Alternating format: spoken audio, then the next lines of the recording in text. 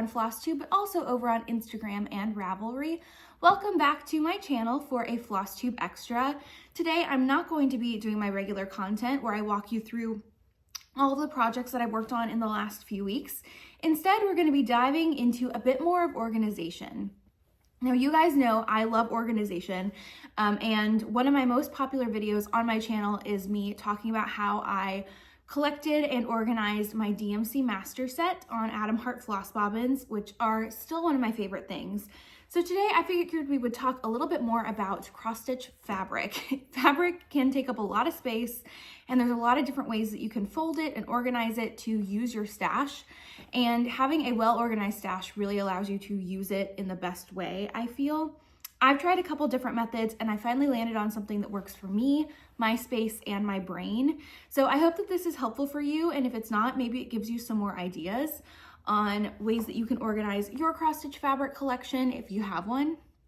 So I firmly believe that everyone has different needs when it comes to organization, and maybe some of you out there share mine. So that's what we're gonna do today. I'm gonna walk you through the products that I use, the buckets, and the dimensions of everything, how I fold fabric to go into this collection, and how I deal with odd sizes or different sized fabrics than the standard fat quarter that most cross-stitch linens and aidas are sold in. And I'm really excited to walk you through that today. But before we get going, I want to take a moment to thank the sponsor of today's video, Skillshare. Skillshare is the largest online learning community for creatives, with thousands of classes led by industry experts across film, illustration, design, freelance, productivity, and more. Skillshare can help you take your career, skills, hobbies, passions, or side hustles to the next level. And as a hobby collector myself, honestly, I could watch videos about anything because I would love to learn how to do embroidery and how to kind of broaden my skills with other textile crafts. And I'm really excited to use Skillshare to do that because they have so many classes on so many topics. And one of the things that I don't feel super great about when it comes to my cross-stitch hobby is how I photograph it. I feel like the pictures that I take on Instagram are fine, but I'm so excited to use Skillshare classes to learn a little bit more about photo editing and creating a beautiful image that really captures how my cross-stitch looks in person and really shares with you guys the beauty of some of these pieces. The first 500 people to use my link in the description box will receive a 1 month's free trial to Skillshare. So get started today, and thank you to Skillshare for sponsoring today's video. Now let's talk fabric organization. So when it comes to organizing my cross-stitch fabric, I needed a system where I could see everything I had, organize it by fabric count, because that's kind of how I look at my stash when I first do it. Make sure it's easy to get my fabric both in and out of the system, and really just be able to feel like it's clean, which was something I was really struggling with. And when I started looking into ways other floss tubers organize their fabric, kind of the first one that I found was the comic book board situation. So this is where you buy little comic book boards. You get them in a huge pack, and then you will like wrap your fabric around the board and pin it or clip it. And then you can write on the fabric board here what the count, dyer, and colorway is.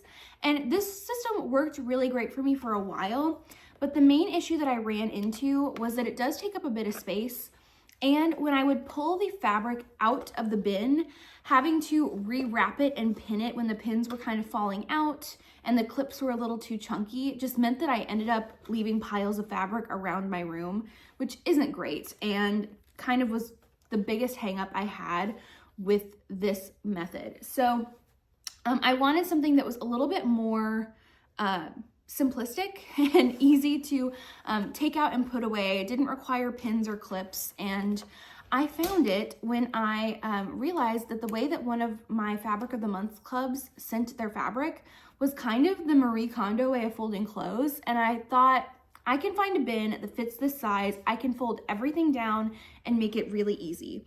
So I'll go ahead and show you one of my bins here that is chock full of fabric. Now granted, I do have a pretty large stash because I get several Fabric of the Month clubs, and I do like to shop my stash pretty regularly. I don't typically buy fabric when I am kitting something up. I'll go to my stash first. So this is what my system looks like. This is my bin of 36 and 46 count linens. And it is so great because everything is visible. It is easy to pull something out, cut a piece off and stick it back in. I can fold fat eighths, fat quarters, and fat halves all within this system. And it is so nice. And you can see I've chalked a lot of fabric into this bin. So most people probably would only need a couple. I have 5 because I have everything organized by count. And I'll go through that in a little bit. These are the Sterilite bins with the ID latch that you can actually write here. Luckily, I just kind of eyeball it, but I will put the dimensions and the everything for these bins specifically in the description box below. But the reason that I bought this size is because of the way that Bee Stitch Me folds her fabrics. So you can see here, the way that she sends them, she has this ID card here with all the fabric information, and then she folds it in this very specific way that I will walk you through in just a second, how I achieve this with ones that don't come folded this way, like my Color and Cotton. And with this, you can put the fold at the top, you can see the color, and you can leave the tag on here.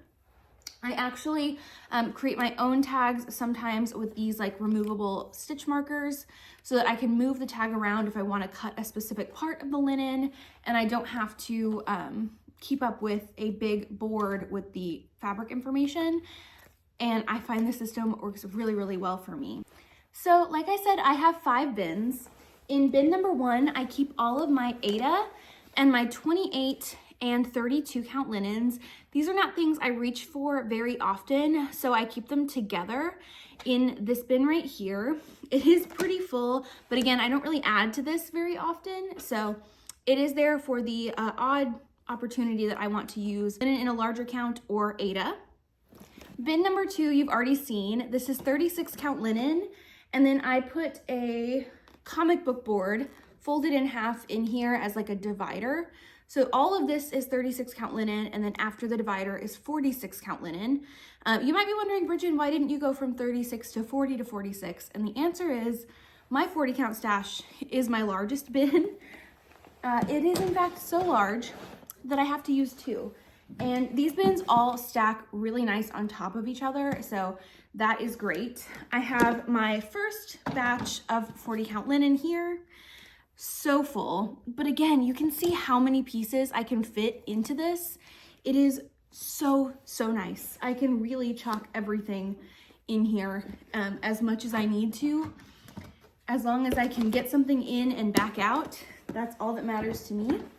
I have one more bin of overflow 40 count linen, and then in my 5th bin, this is probably my best kept secret, is my scrap bin. So this is everything that is smaller than a fat eighth of fabric, anything that is an odd size, leftover remnants, pieces I UFO'd that I think I could still use the linen for something else.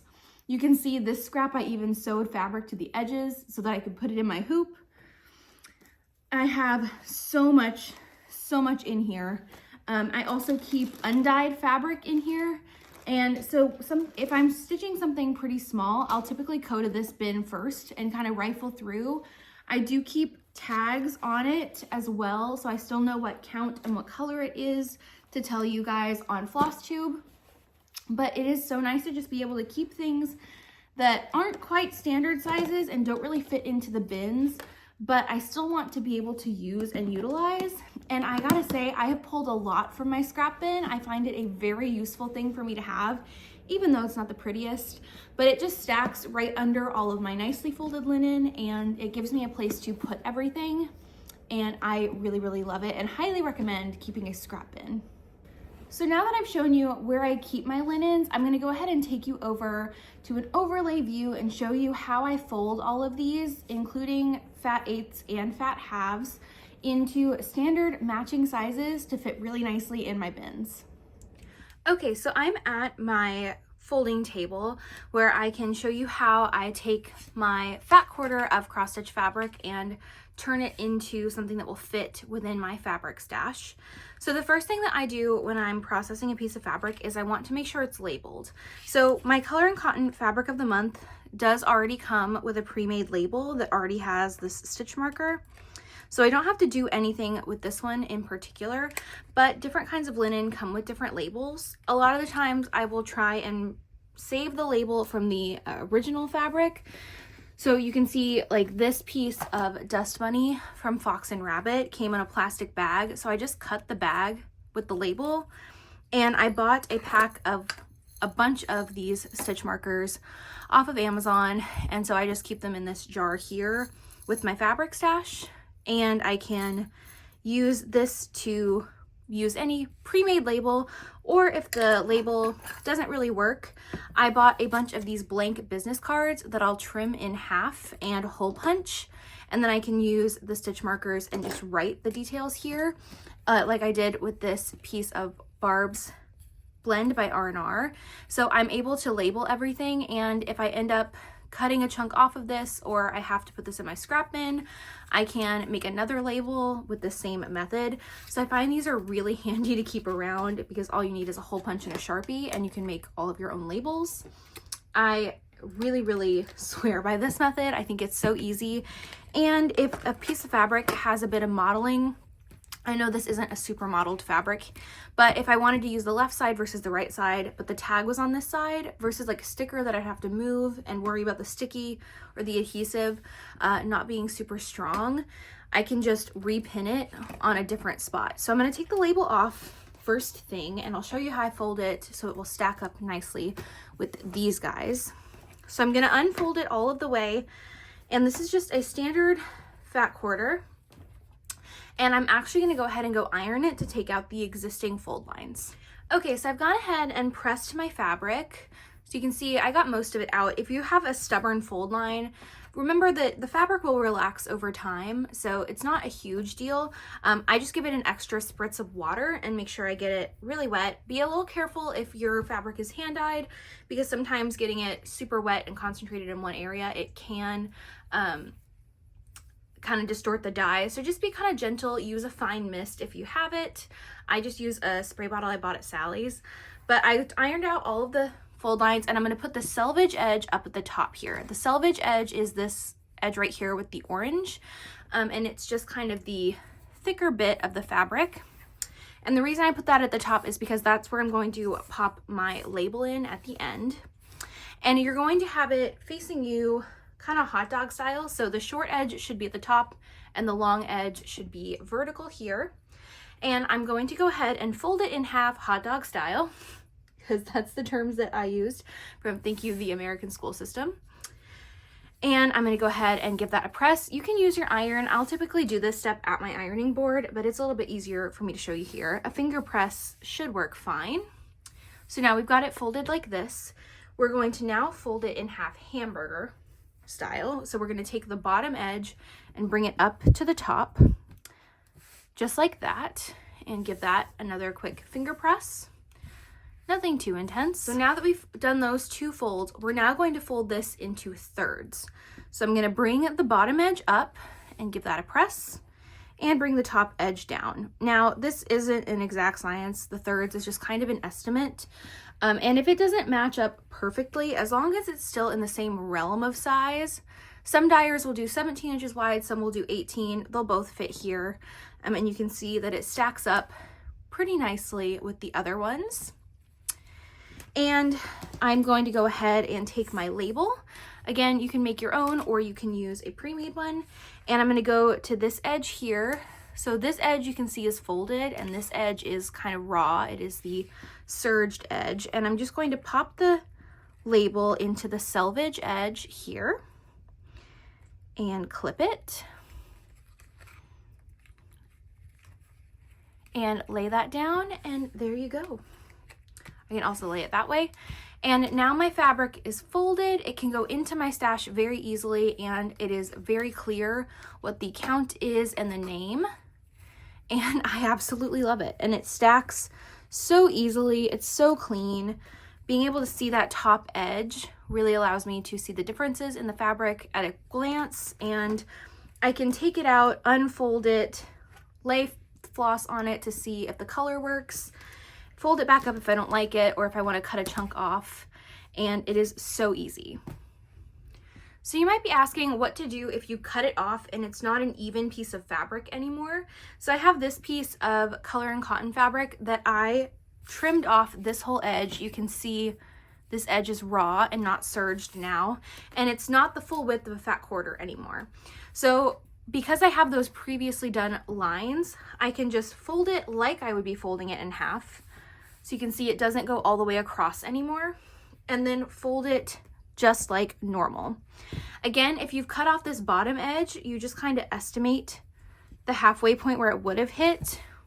So like, let's say all of this fabric here was missing, I would just fold up this bottom bit until I got like the rough size I needed, and it folds back into thirds. So a chunk is missing, but it's still a pretty good size piece of fabric, which is why it will fold up and go right back into my stash with everything else. So I told you that this system works for not just fat quarters, but also fat eighths and fat halves of fabric, which are one size bigger and one size smaller.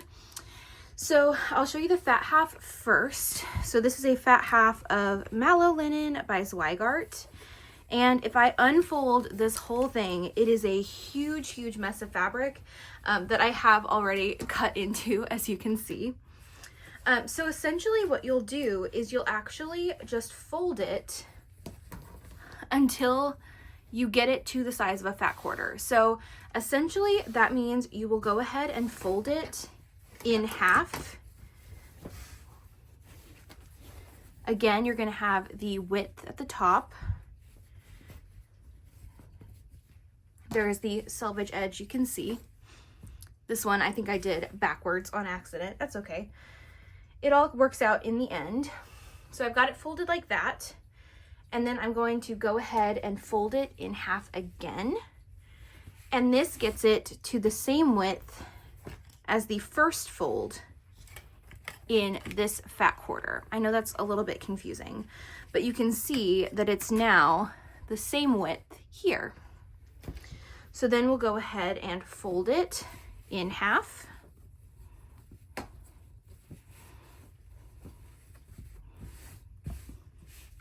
And in thirds, just like the other cut of fabric. So we'll go in half and in thirds. So that's how you get a bigger cut of fabric to fold down to the same size. Now for the smaller cut, you're starting a couple steps ahead of where you started everything else. So for this one, this fat eighth of fabric is the same width as a fat quarter, but it's missing half the length here. So we have the selvage edge up at the top, and we're just going to go ahead and fold it in half. And we don't have to make that next hamburger fold that we made with the fat quarter. We just go ahead and fold it in thirds from there. And so that's how we have the smaller cut of fabric match.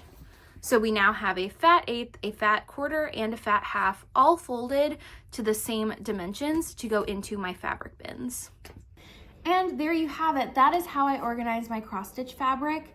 I find that stacking these 5 bins in my craft closet keeps them all nice and tidy and organized, and I can rifle through them really quickly, put things back really fast, and everything just stays nice and neat, and it is so nice. I really, really love this system. I hope that you are able to give it a try if you've been looking for something like this, and that it's really helpful for you as well.